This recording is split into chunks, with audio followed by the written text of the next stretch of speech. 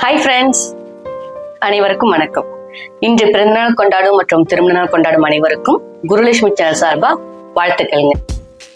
நம்ம இன்னைக்கு ஒரு செயல் செய்ய போறோம், புதுசா ஆரம்பிக்க போறோம் அப்படின்னா அதுக்கு சில நேரத்துல தடைகள்லாம் வரும். என்னடா நம்ம இப்பதான் செய்யலாம் ஆரம்பிக்கிறோம், அதுக்குள்ள இவ்வளவு தடையா வருது, அபசகனமா, இனிமே நம்ம செய்ய வேணாம் அப்படின்னு நிறைய நல்ல விஷயங்களை நம்ம தட்டி கழிச்சது உண்டு. அதை பத்தின ஒரு குட்டி கதை தாங்க இன்னைக்கு நம்ம பார்க்க போறோம். கதைக்குள்ள போகலாங்களா? சீன நாட்டுல ஒரு அழகான கிராமம். அந்த கிராமத்துல ஹாசில் என்ற ஒரு வயதான பாட்டி வாழ்ந்துட்டு வந்தாங்க. அவங்க சொந்தக்காரங்க பக்கத்து ஊர்ல இருக்காங்க. அவங்க சொந்தக்கார வீட்டுல ஒரு விசேஷம். அந்த விசேஷத்துக்கு இந்த ஹாசில் போறாங்க. அந்த வீட்டுல நிறைய பலகாரங்கள்லாம் செஞ்சு வச்சிருக்காங்க. அதை சாப்பிடக்குள்ள அந்த ஹாசிலுக்கு மாம்பழத்தான செஞ்சு வச்சிருந்த ஒரு பலகாரம் ரொம்பவும் பிடிச்சிருச்சு. எல்லாத்தையும் சாப்பிட்டுட்டு வீட்டுக்கு வராங்க. கொஞ்ச நாள் கழிச்சு திடீர்னு அவங்களுக்கு அந்த மாம்பழத்தோட சுவை ரொம்ப பிடிச்சதுனால அந்த பலகாரத்தை நம்ம வீட்டிலேயே செஞ்சு சாப்பிடலாம்னு முடிவு எடுக்கிறாங்க. கிச்சன்ல போய் பாக்குறாங்க. அதுக்கு தேவையான மாவு இருக்கு, நெய் இருக்கு, பால் இருக்கு, சர்க்கரை இருக்கு, எல்லாமே இருக்கு. ஒண்ணு தவிர மாம்பழம். அந்த சீசன்ல மாம்பழமும் அந்த அளவுக்கு கிடைக்காதான், ரொம்ப விலை கொடுத்துதான் வாங்கணும். அந்த அளவுக்கு இந்த ஹாசில்கிட்ட காசும் இல்லை. அப்ப முடிவு பண்றாங்க, தோட்டத்துல நல்ல பெரிய பிளம்ஸ் மரம் நிறைய கொத்து கொத்தா காய்ச்சிருந்துச்சான். சரி, இந்த பிளம்ஸ் எடுத்துட்டு போயிட்டு மார்க்கெட்ல வித்து அந்த காசை வச்சு மாம்பழம் வாங்கி நம்ம செய்யலாம் அப்படின்னு சொல்லி முடிவு பண்றாங்க. ஒரு கூடை நிறைய பிளம்ஸ் பழத்தை பிச்சு போட்டு மார்க்கெட்டுக்கு எடுத்துட்டு போறதுக்கு கிளம்புறாங்க. அப்பெல்லாம் பாத்தீங்கன்னா பஸ் வசதிலாம் அந்த அளவுக்கு கிடையாதான். மாட்டு வண்டியில தான் போகணும், மாட்டு வண்டியில தான் வரணுமா. அப்ப அந்த மாட்டு வண்டியில போயிட்டே இருக்கக்குள்ள ஒரு இளம் பெண்ணும் அந்த மாட்டு வண்டியில வராங்க. பார்த்தா அவங்களும் அதே மாதிரி கூடையே வச்சிருக்காங்க. ஹாசில்கிட்ட இருக்கிற மாதிரியே அந்த இளம் பெண்ணுகிட்டையும் அந்த கூடை இருக்கு. அந்த இளம்பெண்ணிட்ட இருக்கிற கூடை உள்ள என்ன இருக்கு அப்படின்னா கோழியோட இறகுகள். அந்த இளம்பெண் அந்த கிராமத்துல கோழி பண்ணையில வேலை செய்யறவங்களாம். இந்த ஹாசிலுக்கு அந்த பொண்ணு வச்சிருக்கிற கூடையை பார்த்தோன்னே அந்த பொண்ணுகிட்ட போய் பேசணும்ன்ற ஒரு ஆசை வந்துருச்சு. யாரா இருக்கட்டும், நம்மள மாதிரி ஒரு புடவை கட்டியிருக்காங்க, ஹேண்ட்பேக் வச்சிருக்காங்க, ஏதோ ஒண்ணு நம்மள மாதிரி அவங்கள்ட்ட இருக்கு அப்படின்னா நம்ம எல்லாருமே அவங்கள்ட்ட போய் பேசணும்ன்ற ஒரு ஆர்வம் தானே வரும். அந்த மாதிரி இந்த ஹாசில அந்த இளம் பெண்ணிட்ட பேச ஆரம்பிக்கிறாங்க. அவங்க அந்த பொண்ணோட பேரு, என்ன ஊரு அப்படின்னு மாத்தி மாத்தி பேசிக்கிறாங்க. பேசிட்டே இருக்குள்ள இந்த ஹாசில் எல்லா விவரத்தையும் அந்த இளம் பெண்ணிட்ட சொல்றாங்க. இந்த மாதிரி நான் ஒரு ஃபங்க்ஷனுக்கு போயிருந்தேன், அங்க அந்த மாதிரி மாம்பழத்தோட ஆன சுவையை சாப்பிட்டேன், அது செய்யணும்னு எனக்கு ரொம்ப ஆசை. என்கிட்ட காசு இல்லை, அதனால இந்த பிளம்ஸ் பழத்தெல்லாம் எடுத்துட்டு போயிட்டு காசு ஆக்கி அது மாம்பழம் வாங்கிட்டு வரலாம்னு சொல்லி நான் கிளம்பிட்டு இருக்கேம்மா அப்படின்னு சொல்றாங்க. அந்த இளம் பெண்ணுக்கு இந்த பிளம்ஸ் பழத்தை பார்த்தோன்னே ஒரே ஆசை. நம்ம சாப்பிடலாமே, ஆனா நம்மள்ட்ட காசு கொடுத்து வாங்கறதுக்கும் நம்மள்ட்ட காசு இல்லை, மாம்பழமும் இல்லையே அப்படின்னு ரொம்ப வருத்தப்படுறாங்க. இந்த ஹாசில் அந்த இளம்பெண்கிட்ட பேசிட்டே இருக்குள்ள தூக்கம் வந்துருது. சில மணி நேரம் கழிச்சு அந்த ஹாசில் இறங்குற இடமும் வந்துருச்சு. பார்த்தாங்கன்னா பக்கத்துல அந்த இளம் பெண் இல்லை. சரி, நம்ம கூடை எடுத்துட்டு இறங்கலாம் அப்படின்னு கூடை எடுக்கக்குள்ள அந்த கூடையில எல்லாமே இருந்தது எல்லாமே அந்த கோழியோட இறகுகள். அவளோட பிளம்ஸ் பழத்தோட கூடைய காணும். அந்த இளம்பெண் தூக்கிட்டு இறங்கிட்டா. இந்த ஹாசிலுக்கு என்ன செய்யறதுன்னே ஒண்ணுமே புரியல. எப்படி நம்ம போய் மாம்பழம் வாங்குறது, எப்படி நம்ம அந்த பலகாரத்தை செய்யறது அப்படின்னு ஒண்ணுமே புரியாம அந்த கூடையை எடுத்துட்டு இறங்கி கால் போன போக்குல நடந்து போயிட்டே இருக்கா. இதுதான் அந்த ஹாசிலுக்கு முதல் தடை. ரொம்ப வருத்தப்பட்டு நடந்து போயிட்டே இருக்கக்குள்ள ஒரு காதுல ஒரு செய்தி விழுது. என்ன அப்படின்னா, அந்த ஊர்ல இருக்கிற பெரிய தொழில் அதிபர் வீட்டுக்கு ஒரு தத்துவமான, ஒரு தனித்துவம் மிக்க ஒரு பரிசு பொருள் வேணும். அது இன்று மதியத்துக்குள் யாரு எடுத்தாந்து தராங்களோ அவங்களுக்கு தக்க சன்மானம் வழங்கப்படும் அப்படின்னு சொல்லி ஒரு அனௌன்ஸ்மெண்ட் விடுறாங்க.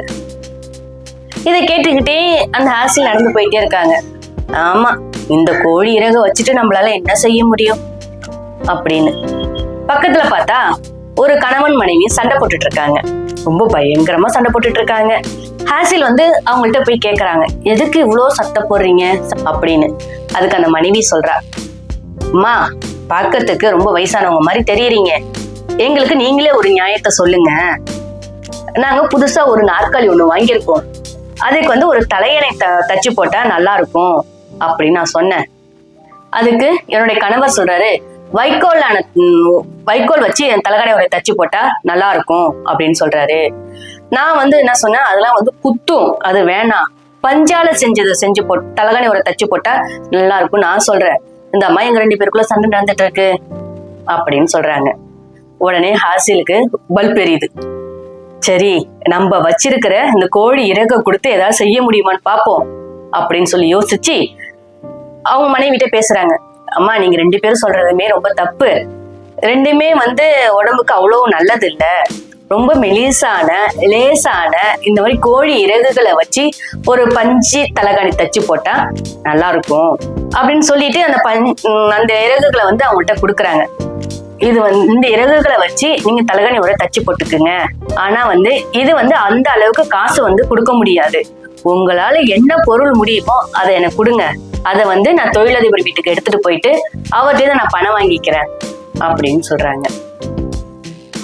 அதுக்கு அவர் கணவர் சொல்றாரு, சரிம்மா அவ்வளவுதானே, வாங்க நான் உங்களை ஒரு இடத்துக்கு கூட்டு போறேன் அப்படின்னு சொல்லி ஒரு தோட்டத்துக்கு கூட்டு போறாங்க. அங்க பார்த்தா நிறைய வண்ண மலர்கள், நல்ல டிசைனா ரொம்ப பார்க்கறதுக்கு ரொம்ப அழகா இருக்கு. அதெல்லாம் என்னன்னா வண்ண மலர்களாம், நிறைய வண்ண மலர்கள்லாம் இருக்கு. இததான் நான் வெளிநாட்டுக்கெல்லாம் ஏற்றுமதி செஞ்சு சம்பாதிச்சிட்டு இருக்கேன்.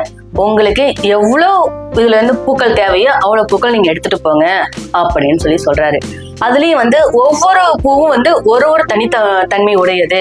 இந்த பூ பாத்தீங்கன்னா நமக்கு செல்வத்தை கொடுக்கக்கூடியது, இந்த பூவு நமக்கு சந்தோஷத்தை கொடுக்கக்கூடியது அப்படின்னு சொல்லி ஒரு பூவுக்கும் ஒண்ணு சொல்றாங்க. இத பார்த்ததுக்கும் ஹாசிலுக்கும் ரொம்ப சந்தோஷம். சரிப்பா அப்படின்னு சொல்லி அவங்களால முடிஞ்ச ஒரு 4-5 பொக்கேவை செஞ்சு அந்த தொழிலதிபர் வீட்டுக்கு எடுத்துட்டு போறாங்க. அந்த பொக்கேவை அந்த தொழிலதிபர் வாங்கிக்கிறாரு. வாங்கிக்கிட்டு அந்த ஹாசில இங்கே உட்காருங்க, எனக்கு ஒரு சின்ன மீட்டிங் இருக்கு, நான் முடிச்சுட்டு வரேன் அப்படின்னு சொல்லிட்டு அந்த பொக்கேவோட மீட்டிங்க்கு போறாரு. ஒரு 2 மணி நேரம் 3 மணி நேரம் கழிச்சு பாக்குறாரு, அந்த ஹாசில் அதே இடத்துல தான் உட்காந்துருக்காங்க. அந்த தொழிலதிபருக்கு ஒரே சந்தோஷம். என்ன அப்படின்னு சொல்லி கேட்கக்குள்ள, இந்த மாதிரி எனக்கும் அடுத்த நாட்டு உள்ளவங்களுக்கும் கொஞ்ச நாளா ஒரு சின்ன பிரச்சனை நடந்துட்டு இருந்துச்சு தொழில் சம்பந்தமா. இப்ப நீங்க கொடுத்த ஃப்ளவரை கொண்டு கொடுத்ததும் அவங்களுக்கு ரொம்ப சந்தோஷம். இதனால அவங்களுக்கு ரொம்ப பாசிட்டிவ் ஆயிடுச்சு. என்னோட தொழிலும் ரொம்ப வளர்ச்சி அடைஞ்சிச்சு. இதுக்கெல்லாம் காரணம் நீங்க கொடுத்த பூ தான் அப்படின்னு சொல்லி அவங்களுக்கு ஒரு நிறைய பெரிய தொகையை கொடுக்கறாங்க. அத ஹாசில் வாங்குனதும் ரொம்ப சந்தோஷம். அதை வாங்கிட்டு ரொம்ப சந்தோஷத்துல வேகமா ரொம்ப எனர்ஜெட்டிக்கா நடக்க ஆரம்பிக்கிறாங்க. இப்ப அவங்க கையில பணம் வந்துருச்சு, அதை வச்சு மாம்பழம் தான் வாங்க போறாங்க அப்படின்னு மட்டும் நினைச்சிடாதீங்க. இப்பதான் கதையே ஸ்டார்ட் ஆயிருக்கு.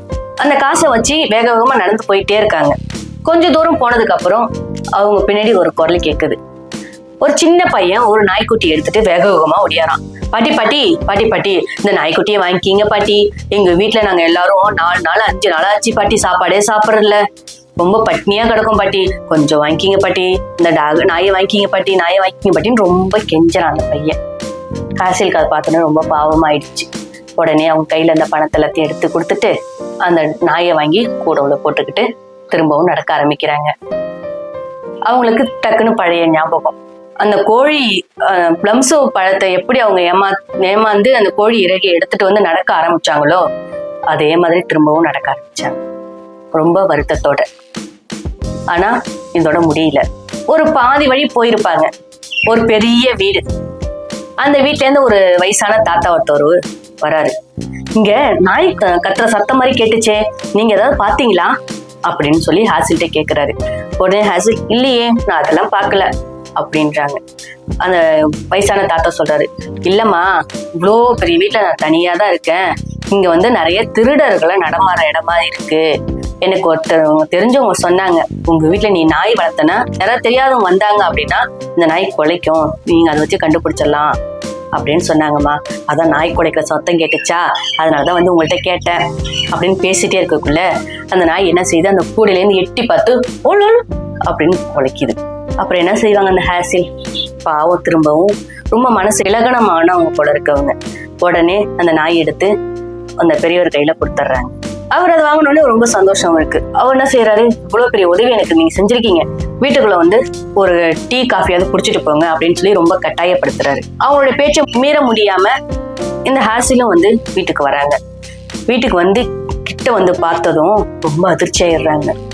அப்படியே வானத்துல பறக்குறாங்க. அவ்வளோ பெரிய ஒரு சந்தோஷம் அவங்க மூஞ்சில தெரியுது.